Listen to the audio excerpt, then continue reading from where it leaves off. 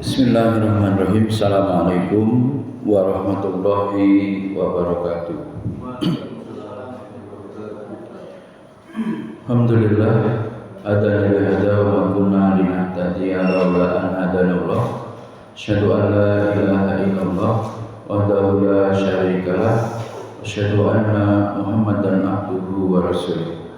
Allah Ta'ala bada'an a'udzu billahi minasyaitonir rajim. Bismillahirrahmanirrahim. Ya ayyuhalladzina amanu taqullaha haqqa tuqatih wa la tamutunna illa wa antum muslimun. Qala Rasulullah sallallahu alaihi wasallam, "Man salaka tariqan yaltamisu fihi ilman, sahalallahu lahu tariqan ilal jannah."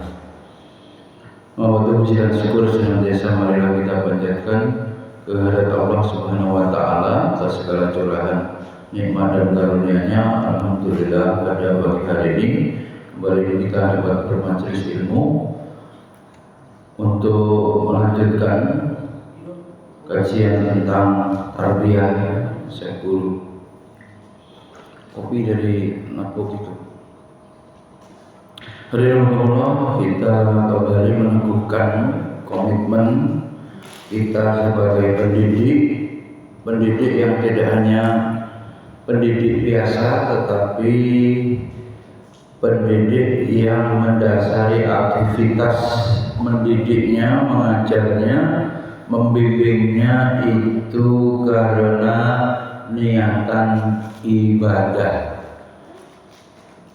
bekerja menurut worldview kebanyakan orang.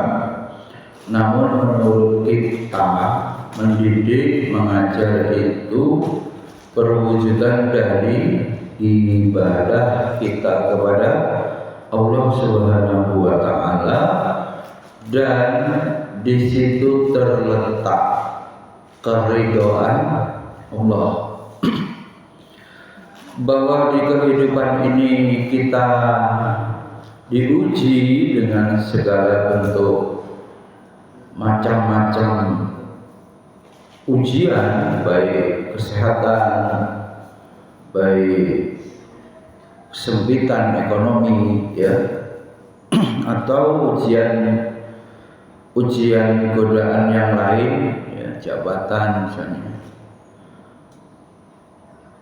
Kita tetap berupaya untuk mencari keridhaan Allah di dalam mengajar. Kemudian sholawat dan salam senantiasa kita sanjung agungkan kepada junjungan kita Nabi Muhammad sallallahu alaihi wasallam, kepada ahlul bait beliau, sahabat, tabi'in, tabi'ut tabi'in, dan semuanya yang istiqomah mengikuti jalan beliau ila yaumil qiyamah. Hadirin rahimakumullah, bagaimana menjadi guru yang beradab atau berkeadaban? Ustaz Hasan Basri Tanjung yang memiliki konsep sekolah bersih tanpa cleaning service, ya, dia penulis tetap, ya, di Republika, sekaligus belakangan bergabung menjadi dosen di Universitas Ibnu Khaldun Bogor. Beliau punya lembaga pendidikan dinamika umat. Beliau menulis ini 10 tahun lalu, cuman ya tidak ada ilmu agama yang apa istilahnya kadaluarsa, ya, nggak ada, ya, ilmu agama, konsep itu tidak ada istilahnya, nggak apa after date, apa nggak terbaru.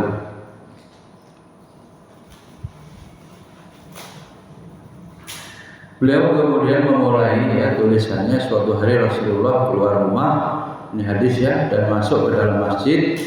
Kemudian beliau menjumpai halakoh. Di masjid ini ada halakoh yang sedang tilawah Al-Quran, membaca Al-Quran, dan ada satu halaqah lagi yang sedang taklim. Nah, ini. Masjidnya ini dibagi dua kelompok halaqah. Satu halaqah apa? Membaca Al-Quran. Misalnya kalau di sini ada yang membaca atau menghafal, umpamanya menghafal, di sana ada yang menulis sedang taklim gitu ya, umpamanya begitu. Nah ketika itu Rasulullah SAW bersabda ya, kata beliau, masing-masing berada di atas kebaikan. Apa tadi? Yang baca Quran baik, yang tilawah apa ini taklim baik, yang di situ yang nggak baik, yang tidur, yang tidur di mana? Iya, di sini nih kayak di hutan yang sepi gitu loh habis subuh. Seperti di mana gitu, sepi. Sedang tidur gitu. Mendingan mutar-mutar ini yang berisdi murotal atau nasib Islami sambil piket gitu. Nah, dalam konteks melihat dua aktivitas amal soleh, satu membaca Quran, satu taklim, kemudian Rasulullah bersabda keduanya berada dalam kebaikan. Mereka yang membaca Al-Quran dan berdoa, jika Allah menghendaki akan memberinya, dan jika tidak menghendaki maka tidak akan memberinya. Demikian pula yang sedang belajar, sesungguhnya aku diutus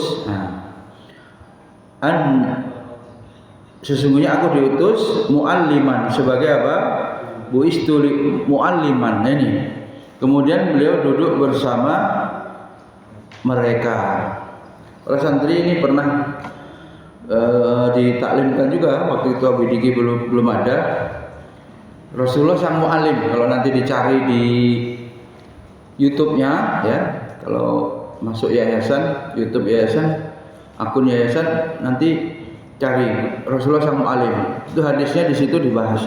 Tapi pada konteks ini perspektif lain ya, bahwa bagaimana matanya Abidiki ini apa inna, sesungguhnya aku buistu mualliman, ya kan?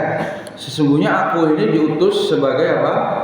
Guru. Di sini tidak sebagai rasul, tapi kalimat atau katanya yang dipakai adalah guru, muallim, pengajar. Dan dengan hadis yang tersurat ya jelas begitu lafaznya. Apakah kita tidak ingin ya termasuk menjadi bagian muallim tadi? Yang itu Rasul saja ya. Atau Rasul juga punya profesi apa atau tugas yang diemban beliau selain daripada Rasul juga sebagai kepala negara, kepala keluarga.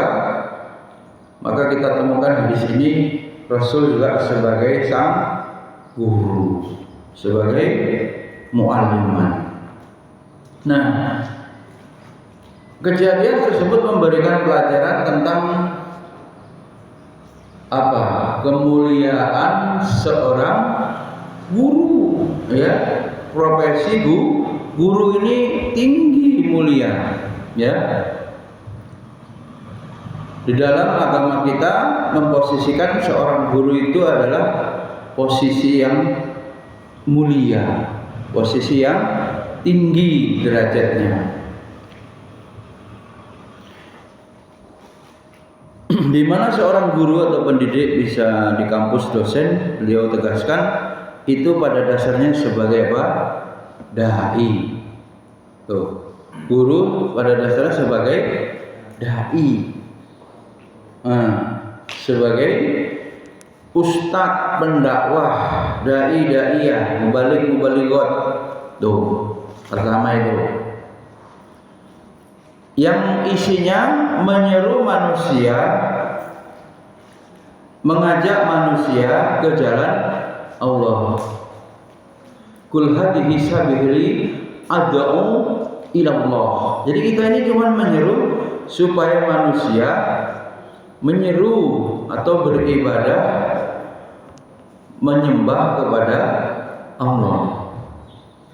Itu yang pokok ya.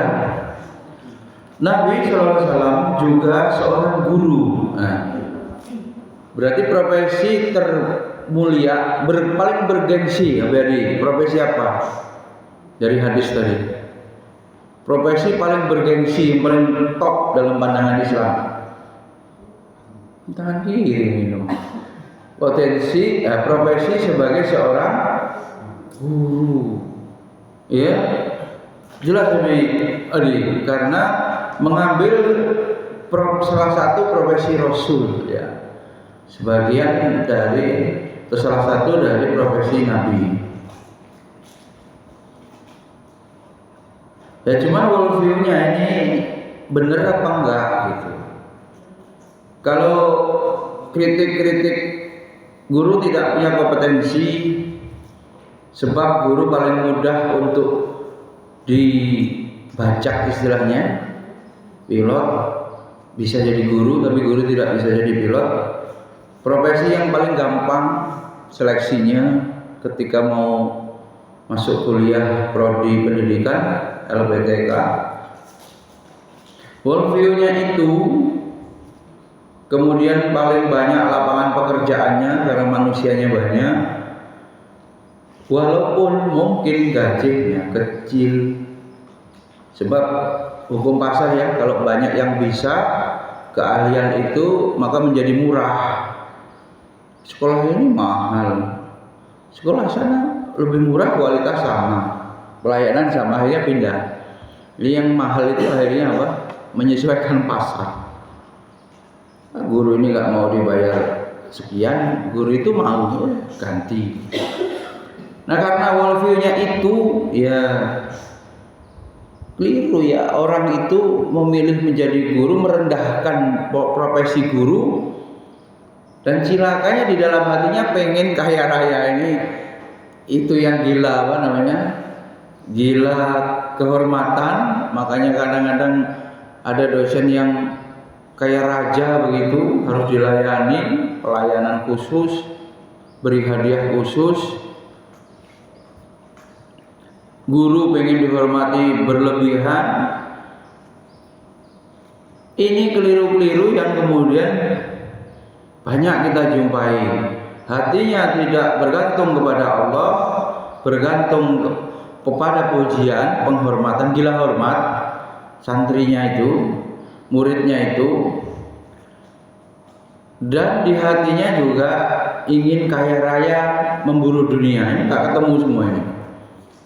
Penyakitnya itu, akarnya itu hubud dunia.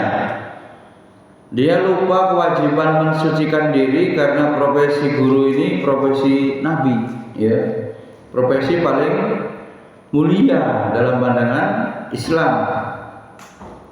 Maka kemudian Nabi SAW juga seorang guru yang mana Nabi mendidik manusia berakhlak karimah. Abu Jabri yang raja sirah ya, spesialisasi sirah.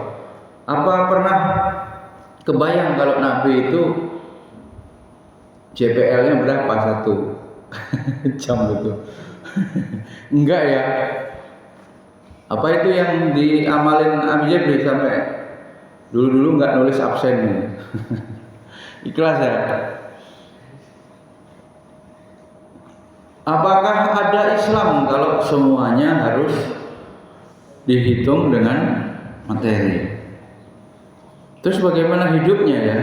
Hidupnya guru pejuang ditanggung oleh Allah Subhanahu wa taala dengan rezeki yang lain. Caranya bagaimana?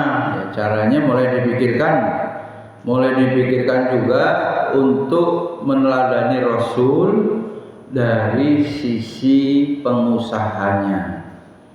Dari sisi apa? Udah belum? Dari sisi Rasulullah sebagai apa? Entrepreneur atau sebagai pengusaha, sehingga kehidupan ini tali hablum minallah hablum minannas, termasuk juga dari mana Allah memberikan rezekinya itu ada jalannya melalui usaha itu. Maka pendidikan setelah ilmu fardu ain selesai itu memang harus berpikir keras, memikirkan keterampilan hidup fardu kifayah dalam rangka untuk penyeimbangan, ya. Penyeimbangan penopang ibadah itu rezeki, ya, ekonomi yang baik, ya, ekonomi yang baik. Kemudian sepeninggal Rasulullah, ya, beliau meninggal, misi dakwah dilanjutkan siapa? Ulama warasatul anbiya.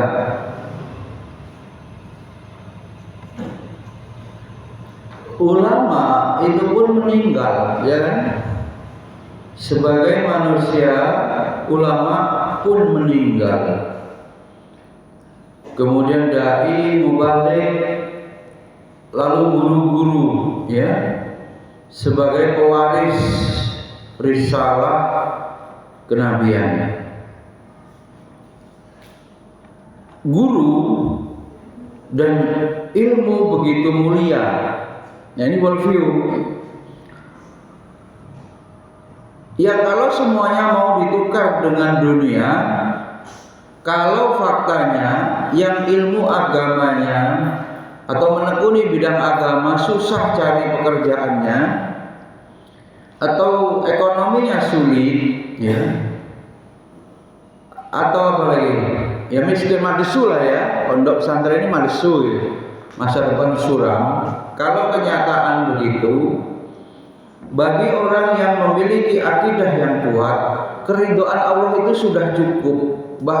Materi itu yang tidak dia dapatkan dari profesinya yang sebagai ustadz dai itu, dia qanaah dan menerima takdir Allah seraya mengharap keridhaannya yang nanti berbuah pahala di akhirat nanti. Cukup dengan itu. Bahkan orang yang memiliki konsep kesederhanaan zuhud di dunia itu tidak mau memiliki barang atau materi yang banyak, karena nanti apa? Di akhirat nanti hisabnya juga berat, gitu. Jadi pas sajalah sesuai yang Allah tetapkan. Malam hari itu begitu pikirannya. Pagi begini berencana planning untuk mengumpulkan, menjemput rezeki. Malam qanaah. Kalaupun kaya hartanya di tangan, tidak menjadi berhala di hati. Aman. Mencukupkan akur ini dengan apa yang Allah berikan. Apa target-target? Rapat PPDB target, iya sekian gitu ya. Bisa itu waktu itu kan. Berapa targetnya? Sebanyak-banyaknya berapa? Kalau 10 kelas emang kelasnya ada? Enggak ada juga kan? Masuk malam. Tuh yang hidup di panitia PPDB itu. Kalau bawa satu orang ada hadiahnya nggak? Kasih uang nggak? Ada begitu ya? Berarti untuk biaya marketingnya juga sudah berbiaya ya? Ya iyalah ya. Emang nggak ada duit panitianya semuanya. Ya sudah. Takdirnya tidak tercapai dari target. Tercapai atau tidak? Tidak. Menurun malah ya. Bisakah kita melawan ketetapan Allah itu? Tidak. Akan terjadi atau berlaku apa yang Allah kehendaki. Keinginan kita ya kalau sama dengan ketetapan Allah bersyukur. Tapi ketetapan Allah itulah yang pasti terjadi. Harapan dan keinginan kita belum tentu terjadi. Cuma dalam perspektif dakwah dan pendidikan tarbiyah, tugasnya guru memang ikhtiar. Kalau petani itu nanduro. Panennya bukan kuasa kita, ya. Santrinya nanti soleh-solehah, apa ini nilainya berhasil semua atau tidak Abi Rusdi, itu memang wilayah Allah. Tapi tugas kita memastikan pembelajaran itu secara teori pengetahuan kondusif, gitu ya. Mulainya disiplin, tertib, di dalamnya kemudian bermutu, ya, kualitas, terjadi pertanyaan, dialog yang baik, gitu. Hiduplah istilahnya.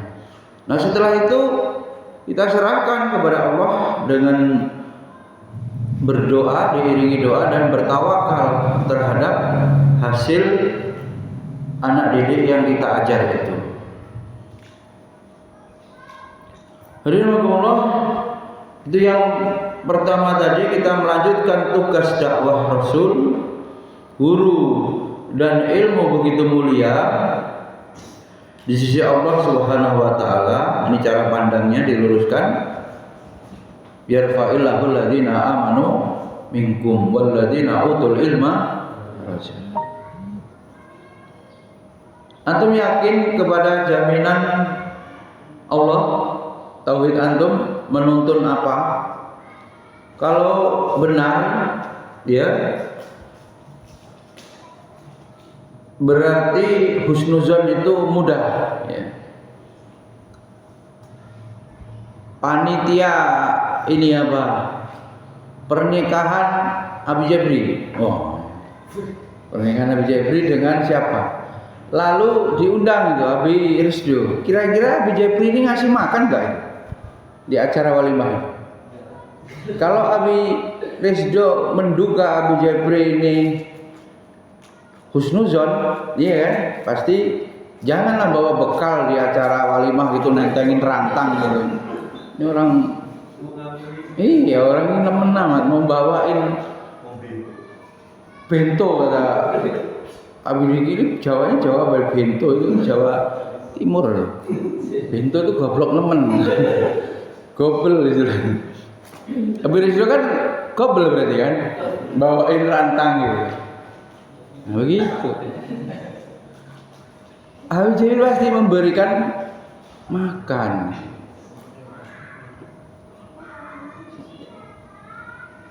Jadi tidak ada suuzon kepada Allah. Cuman bentuk perintah yang lain, fantasiru dan wakulik malu, suruh bekerja itu kayak apa gitu kalau konteks rezeki. Ya orang pada berpagi-pagi kok. Itu Abi Rusdi yang kita lewat yang kemarin Rusdi, itu katanya pasar Jatimulya itu 24 jam ya katanya. Udah mulai bergeser begitu. Sayuran itu. Itu antum yang setiap hari lewat situ kok ngajar di belakang situ kan. Lah ya pikirin lah, orang seperti itu berpagi-pagi menjemput rezeki. Di sini malah lomba tidur, ini gimana? Coba. Jadi ayat kemudian diabaikan begitu ya, rezekinya nggak datang, skripsinya nggak selesai. Silakan.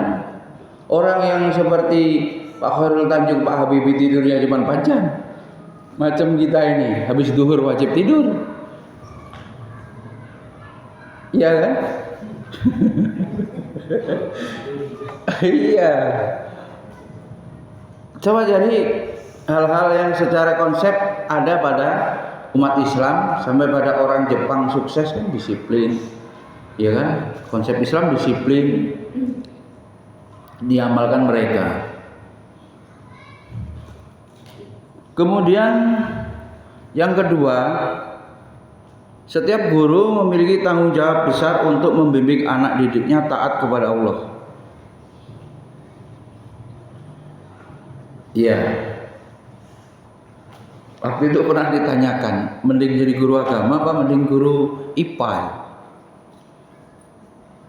Kalau bisa punya anak ya mending guru agama ya. Kalau sudah kadung guru IPA tapi yang integrasi supaya sampai kepada tauhid. Tapi kalau dibalikkan pada semua ayat kauniyah dan atau ayat semesta ya sama juga. IPA itu juga ayat-ayat Allah. Hanya saja kalau itu berbuah pada materi, sementara agama ini tidak semua langsung dihargai besar. Artinya profesor sains itu gajinya bisa besar, bisa meneliti akhirnya mendatangkan penemuan yang bernilai besar. Tidak berlaku pada agama. Agama ya karena banyak orang yang bisa, ya murah gitu penghargaannya. Di dunia di dunia akademik. Maka dulu diskusi tentang ulama itu yang bagaimana? Berbeda pendapat, tetap ulama yang sesungguhnya itu yang menguasai bidang agama. Kemudian berikutnya apa? Wahai Muhammad, sesungguhnya kami mengutus engkau untuk menjadi saksi, pemberi kabar gembira, pemberi peringatan, dan menjadi penyeru kepada agama Allah dengan izin Allah, serta sebagai pelita yang menerangi. Namun kemajuan ilmu pengetahuan dan teknologi telah menimbulkan persoalan sehingga dituntut ketulusan, kesungguhan, dan ketangguhan. Ketiga, setiap guru adalah pembelajar. Nih poinnya, setiap guru adalah pembelajar sejati yang tidak boleh berhenti. Kalau tekonya dituang terus gimana? Habis ya, harus diisi ya. Kalau Abi Rusdi mau langsung ya banyak menelaah kitab secara langsung,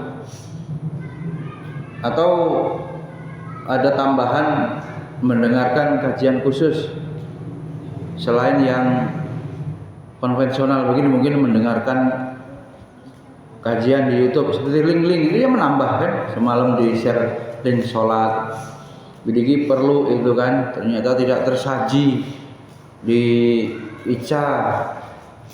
Ini kita tambah Senin, Rabu biar semuanya ikut. Tetapi yang Sabtu itu memang hari Ahadnya hari libur sedunia ya. Walaupun nggak kuliah tapi pengen libur gitu. Ya modelnya begitu. Tapi juga pengen jadi sarjana, ya sudah. Harusnya di dalam waktunya itu ditumpuk-tumpuk ya, dijejal-jejalkan itu, belajar, kerja. Tuh kuat gak kamu? Udah kelihatan oleng nih. Ya namanya pengen banyak, pengen sarjana, pengen duit. Umumnya juga kalau sudah kenakan duit itu nggak mau ngurusin agama. Jadi sampai kalau memungkinkan nggak usah dikasih gelar ijazah supaya nggak bisa laku untuk di dunia formal, sehingga dia akhirnya menekuni ngurip-nguripi agama gitu. Nggak yang dimana ngisi taklim itu nggak perlu ijazah gitu. Masih ada di masjid-masjid majelis taklim itu tidak mensyaratkan ijazah. Akhirnya agama ini bisa hidup dengan orang-orang yang tidak punya gelar itu. Malah begitu Brisdo. Ada pondok pesantren itu melarang ujian penyetaraan itu. Nanti dia kuliah, nanti dia nggak jadi kiai, nanti dia sibuk yang lain-lain. Antum tanya itu yang melarang ijazah itu. Iya juga ya. Coba kalau sudah profesor mau apa? Malas kan? Paling bimbing gitu, mempersulit gitu ya. Gak banyak anunya. Kalau sekarang Menara Gading itu jurnal tulisannya, siapa yang baca? Kan sedikit. Kalau dia ngurusin umat terus keliling berdakwah, kan umat langsung dia dilindungi dari pengaruh zaitunnya sesat misalnya. Kan itu memprotek ulama itu hifdzuddin, menjaga agama, memprotek umat dari virus, dari penyesatan akidah. Dulu kristenisasi ya gencar, tapi ulamanya menjaga umatnya dengan sungguh-sungguh. Akhirnya apa? Umatnya apa? Terlindungi, aman. Misalnya Habib Rusdi sebagai ketua marbot menjaga umat, jangan sampai 40 keliling. Ini katanya tetangga 40 ya teorinya ya. 40 rumah dari masjid ini semuanya aman dari virus aliran sesat. Wah gitu. Habib Rusdi ya ngecekin tiap rumah, di checklist. Aman dari kelaparan karena Habib Rusdi ketua lajisnya umpamanya. Kalau fungsi masjid bisa pemberdayaan umat begitu, ya aman. Artinya diserahkan kepada masjid, umat di lingkungannya itu pasti selamat. Kepemimpinan sosial sosial agama tidak sampai ke sana jangkauannya itu. Termasuk terbaru data berapa Brisdut? 65% umat Islam Indonesia tidak bisa membaca Al-Quran. Bayangkan naik tuh, dulu risetnya 55, sekarang 65 gitu. Karena nambah umatnya, walaupun rumah Quran banyak, ya yang ngaji tetap sedikit dibandingkan yang lahir. Mana ada laju penduduk ini, pertumbuhan penduduk menurun terus, ya meningkat, nggak seimbang dengan yang mati, sehingga masih banyak manusia. Sekarang kan 280 juta penduduk Indonesia, 65% nggak bisa ngaji, padahal fardu ain coba. Ibadah antum jadi profesor mending ngurusin dakwah fardu ain lebih afdol, lebih utama, lebih apa? Dibutuhkan umat. Karena itu ilmu yang dosa kalau tidak dipelajari. Wajib.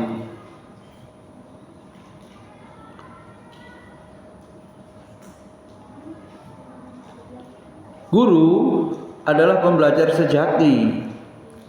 Jadi yang disuruhnya itu bagaimana di konsepnya itu, pembelajar itu mengandung penyatuan karakter, dia selalu ingin belajar. Bukan yang sekolahisme, betul sekolahisme. Macam dulu belajar pas sekolah SMP, ya tamat SMP, berhenti belajar, itu sekolahisme. SMA belajar, lulus SMA berhenti, yaitu sekolahisme.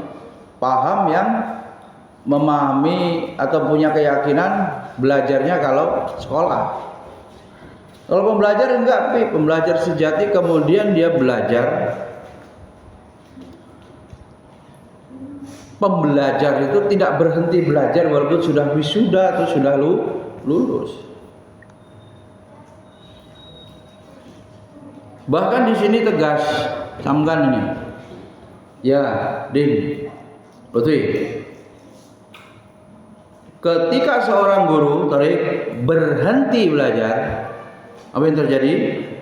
Ia tidak pantas lagi mengajar. Bisa ya, Abidiki, kupingnya dengerin apa itu? Murattal, jadilah. Artinya menjaga. Atau taklim, sambil nyapu, saya lihat. Wah. Artinya apa? Memungkinkan satu waktu dua aktivitas, ya kan? Mungkin dibantu dengan media misalnya. Bisa. Nah, belajar tidak hanya membaca tetapi harus memahaminya. Pernah ya di-share ya, Ustaz Fahrudin Faiz, tingkatan berpikir paling rendah itu ya baru ini membaca, ini paling memahami. Dia belum sampai pada menganalisis ya. Mensintesis, belum berat menyimpulkan ya. Belajar juga mengamalkan, belajar juga menuliskan. Tuh, Mbak Mutianya dibanting ini pengarahannya. Sabtu Ahad nanti kuliah, sebelum kuliah ini bisa full istirahat kayaknya, sepi gitu. Dari jam berapa sampai jam berapa tidur gitu. Diarahkan tuh Mbak Mutianya habis maghrib sampai Jam 9 itu nulis, baca, buat makalah. Termasuk Abidiki kalau pas nggak ngisi taklimnya cuma sekali. Iya kan? Berisdo cuma sekali. Abi Jabri 2 kali. Saya nulis. Kalau pengen hari Minggu selalu ke alum, ya kan? Renang, kalau gitu nggak telat gitu. Kalau satunya nggak ke jadwal renang, entah kemana lah ngurusin ponakan apa gitu. Itu si Mahira, ya kan? Akhirnya apa?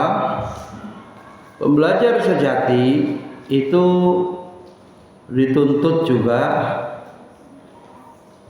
menulis lalu menyucikan diri, wa yuzakkihim. Waduh. Yang pertama apa? Kiai Haji Hasyim Asy'ari memerintahkan guru untuk mensucikan diri itu. Itu kalau mau dibahas tuh sudah jadi profil. Itu kesimpulannya udah ada Birisdo.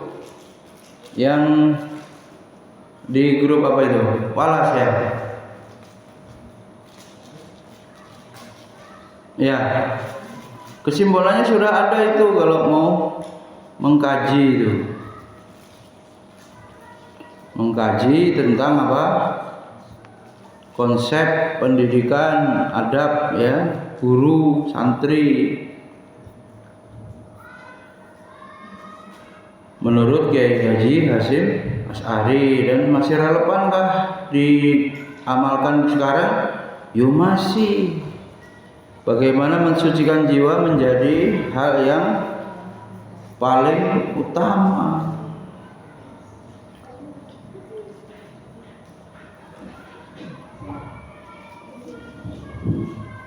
Kemudian berikutnya, hadirin rahimakumullah, itu surat Al-Jumu'ah itu wa yuzakkihim wa yu'allimuhumul kitab. Yang keempat, setiap guru mesti mengupgrade kompetensi dan keahlian sesuai kebutuhan anak didik sampai menjadi apa? Expert.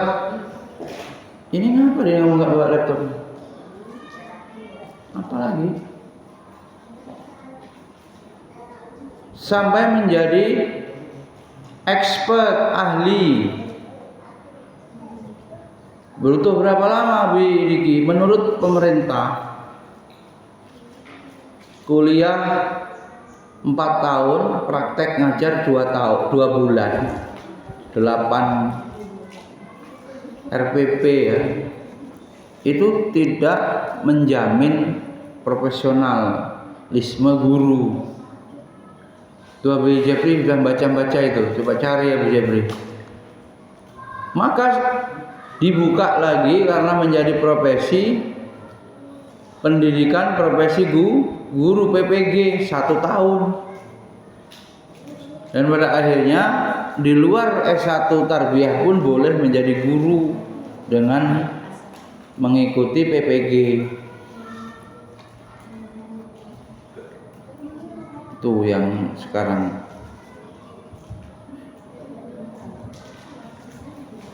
Untuk menjadi ahli, umpamanya sudah GR, nanti gelarnya GR berarti. Kalau ada orang SPD GR itu ya G-nya besar, R-nya guru, maksudnya sudah lulus PPG setahun, dianggap expert, ahli. Ternyata setiap guru ada zamannya dan setiap zaman ada gurunya loh. Oleh karena zaman terus berubah, dibutuhkan tindakan yang berbeda dalam menangani permasalahan. Tentunya guru utama adalah kedua orang tua. Tuh, gimana kalau orang tuanya pergi TKI, tuh, dua-duanya lagi coba. Bagaimana? Atau orang tuanya ada tapi nggak pernah mendidik. Bapaknya ada tapi nggak pernah bantingin raket, biarin anaknya hidup kayak apa ya. Masjid ini bukan tempat olahraga. Barang-barang alat olahraga kok ada di masjid. Orang tua kemudian mengajarkan akidah tauhid, coba. Ibadah dan akhlak agar anak tetap dalam kefitrahannya tadi. Pada dasarnya fitrahnya Islam. Orang tuanya yang buat dia Yahudi Nasrani itu. Kemudian berikutnya beliau mengutip dari pendapat guru kita Kiai Didin Hafiduddin bahwa untuk membangun kemandirian umat, menekankan agar setiap guru ini dai memiliki kompetensi utama. Kompetensi utama yang dirumuskan oleh Kiai Didin pertama mutafaqih fid din. Jadi terus dia belajar sampai menjadi orang yang faqih di dalam urusan agama. Entah dia guru apa saja di situ. Apalagi yang ngaku-ngaku kuliahnya memang jurusan PAI. Guru PAI kalah sama ustadz umum gitu. Dari S1 bahasa Inggris tapi ustadz gitu. Karena dulunya mondok, ada begitu. Banyak kan? Dulunya dia mondok, kemudian kuliahnya dokteran menjadi ustadz. Itu Ustaz, Dr. Raihanul Bahri itu kan dokter. Bukan dari satu jurusan S1 PAI itu atau akidah, bukan, atau tafsir. Mutafaqih fiddin, terus menerus mempelajari agama sampai faqih, memahami ilmu agama secara mendalam sehingga menjadi rujukan gitu. Umat bertanya, Abi Rusdi menjawab, gitu kan? Iya, rujukan. Semakin ulama ustadznya ilmunya tinggi, semakin cahayanya menyinari, ya. Ibaratnya ilmu cahaya itu begitu. Manfaatnya semakin dirasakan. Bahkan yang namanya kiai atau kiai atau ulama itu sebenarnya yang mendaulat siapa? Yang paling pas ya umat, bukan dari lembaga gitu. Umat itu menilai gitu. Abi Hadi kiai gitu. Ya, umat, bukan sertifikat gitu loh, yang asli. Itu gimana umat menilai ustadz ulama dari mana rumah Sidoarjo dari sekampung, ya kan? Umat.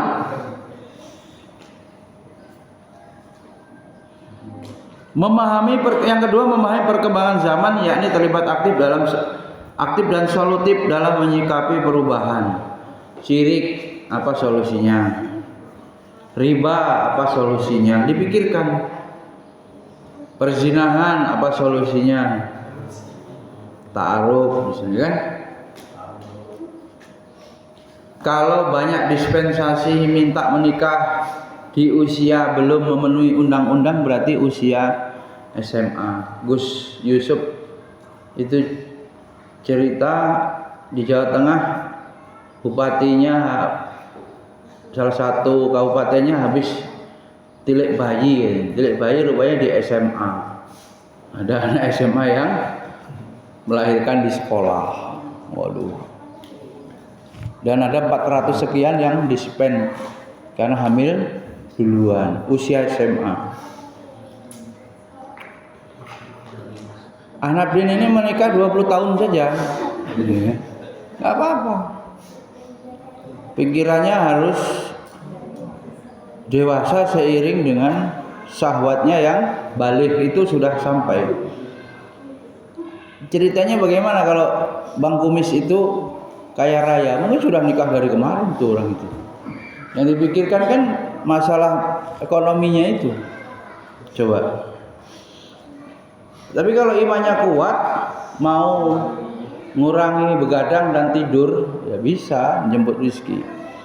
Yang mau nikah itu ngurang-ngurangi tidur untuk menerima kenyataan hidup harus terus bekerja supaya bisa mencukupi kebutuhan. Kemewahan tidur siang tuh.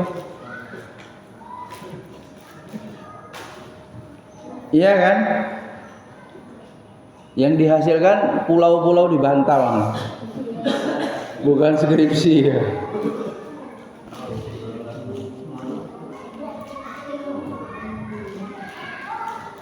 Tiga, memiliki akhlakul karimah, yakni integritas pribadi yang kuat sehingga layak menjadi panutan. Mau diteladani apanya? Yang mau dicontoh apanya? Walhasil menjadi guru merupakan, ya Allah, keberuntungan, bukan kesialan. Nasib menyesal. Aturan saya kerja ekonomi dulu, nggak kerja di bidang guru. Gimana worldview-nya kayak gitu? Sudah lihat tetap miskin, pahala nggak jelas, ya kan?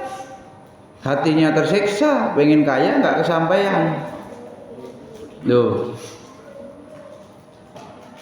Sebab ia termasuk penerus dakwah Nabi. Antum nggak seneng tak? Dianggap statusnya atau sebagai orang yang melanjutkan tugas dakwah Nabi. Ya kalau antum nggak seneng itu blinger gitu, worldview-nya aneh gitu. Salah pasti. Berarti isinya sekuler. Lutfi setelah paham begini Torik Din, kok nggak pengen melanjutkan dakwah Nabi, distatuskannya penerus. Terus nanti antum di surga emang nggak mau ikut Nabi di surga, kan gimana? Untuk mau jadi atlet angkat besi, ketimbahan barbel, matinya begitu.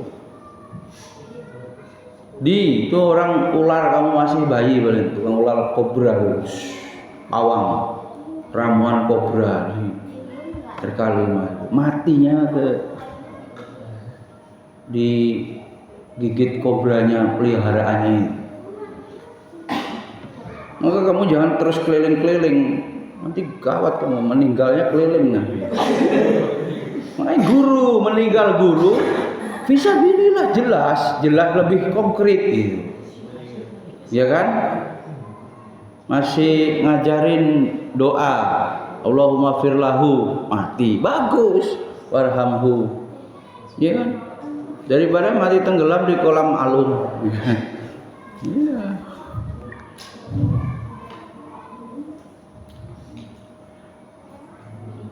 Seorang guru adalah pribadi yang beriman, berilmu, beramal, dan berakhlak mulia. Itulah guru berkeadaban, yang memiliki adab, yang menjadi teladan dalam kehidupan. Oke, Rik, antum baca yang penyakitnya, Rik, untuk mengingatkan. 25 penyakit. Antum baca 5 penyakit coba. 1. Asam urat itu baca itu. Iya. Asal sampai masih kurang akurat. Apa? Asal sampai masih kurang akurat. Asal sampai masih kurang, meski kurang akurat. Siapa guru begitu? Langsung sebut namanya. Di ICA. Ada nggak? Ada nggak? Hah? Masa? Nggak apa ini, Rik. Berarti kamu berlatih kritis, berpikir kritis. Misalnya Abi Jabri termasuk begitu nggak? Hah? Asam urat? Enggak. Yang kedua apa? Asal masuk. Iya, asal masuk kelas. Laptop nggak siapin. Udah 10 menit baru sibuk nyari spidol. Macam mana? Buku mau minjem santri, buku santri hilang, balik lagi ke bawah. Mondar mandir. 3. Rik. Batuk. Baca ngantuk.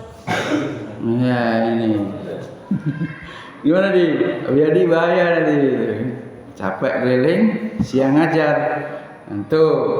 Apalagi yang harus tidur 1:30, ngajar 1:30. Aduh. Baru buka barisan-barisan buku itu seperti bantal yang indah. Terus, Bat. Diabetes di hadapan anak bekerja tidak serius. Serius. Kerasa ya santrinya ya? Guru ini serius apa enggak? Bisa ngerasain, Din? Kamu guru apaan, Din? Harus serius. pikirin rukuk santri bener nggak bidiki sekarang fikih tuh, sujudnya bener nggak? Gak usah punya banyak, yang ada itu aja udah sesuai sunnah aman. Kalau nggak sesuai sunnah kan beban. 5. Di kelas anak-anak preman. Ada guru begitu, nggak punya wibawa, ribut semua, gak ada yang nganggap.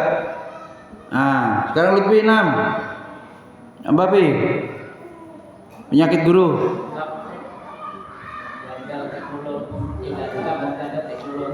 Makanya dari SMP sudah disuruh pakai notebook, belajar sama Birusdi, Rajatik kan, IT, Raja PowerPoint, Raja apa itu semuanya. Nah sampingnya itu yang megang kumis, bisa nggak itu buat PowerPoint? Nah nanti pas kuliah meledak suruh presentasi, download terus. Iya. 7. Gatal yaitu gaji tambah aktivitas sesu. Cuma turunin aja gajinya. Terus apa? Ginjal. Yaitu gajinya dihitung dengan aktivitas lambat. Terlambat terus. 9. Hipertensi yaitu hiruk pikuk persoalkan sertifikasi. Nggak ada dicap. 10. Kanker yaitu kanker. Duit. Kismin gurunya. Mas Kumdin 11. Keras Din. Kram. Guru kram kurang terampil, nulis jelek. Gimana gurunya? Arab apalagi? Abi gimana nih? Nulis di papan tulis bisa naik di itu. Malah naik gitu. 12. Kurang disiplin ya. Asal-asalan. 13. Wow. 14. Kusta. Ya. Ngatasi anak 10, anak 4 gimana? Kelas 1 gimana? Beri dulu strateginya. Strategi 14. Jadi bacaannya kurang. Aslinya satu paragraf bisa diuraikan banyak, tapi karena dia kismin perbendaharaan ilmu ya udah baca aja itu selesai. 16 liper, yaitu lekas ingin pergi, gak sabaran gitu. Mual, yaitu mutu amat lemah. Prostat, yaitu program dan strategi tidak dicatat, gak jelas. Rematik, yaitu rendah motivasi, anak tidak simpatik. Ya gurunya aja udah lesu, malas muridnya. Sakau, waduh kayak mabuk nih. Status kalau baca galau, waduh galau terus gabut. Salesma, yaitu sangat lemah sekali membaca. Stroke, yaitu suka terlambat, rupanya memang orangnya kayak gitu. Biasaannya dah. TBC tidak bisa komputer. THT tukang hitung transport. Duit aja. Tipus tidak punya apa? Selera. Subhanakallahumma wa bihamdika asyhadu an la ilaha illa anta astaghfiruka wa atubu ilaik. Assalamualaikum warahmatullahi wabarakatuh.